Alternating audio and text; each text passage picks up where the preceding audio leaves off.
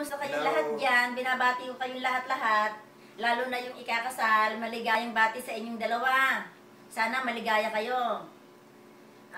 Ikaw Ninyo, ikaw Leia, ang masasabi ko lang sa inyo, sana sa inyong pagsasama, magsama kayo ng maayos, na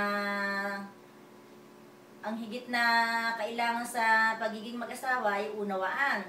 Kailangan unawain ng bawat isa, pag-usapan ko ano ang problema, magbigayan kayo, hindi po pwedeng isa lang ang magdidesisyon kung ano man ang magiging problema ninyo. Dahil sa mag-asawa, hindi nawawala ang problema. Lahat pinagdadaanan yan. Nasa inyong pag-uusap ng mag-asawa yan. At kung may mga problema, kailangan sa buong magdamag, lulutasin nyo yun hanggang sa kinabukasan, mapag-usapan nyo na ng maayos.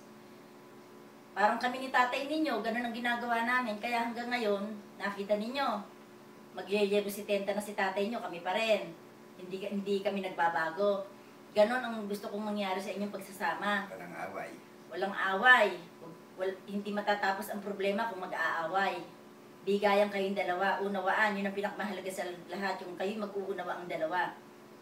At ang mga hinanakit, bagong buhay ninyong iyong pupuntahan, kailangan lahat ng hinanakit, isa-isang tabi mo ng lahat yan. Wala na yan.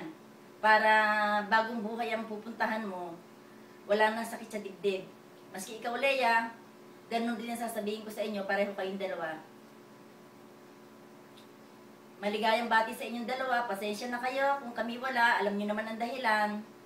At sa kay uncle mo at saka kay auntie Bebet mo, maraming salamat at ginampanan ninyo ang aming katayuan bilang magulang nila. Maraming salamat sa inyong lahat at sa inyong mga anak ko. Maraming salamat sa pag-aasikaso ninyo sa kasal ng inyong kapatid.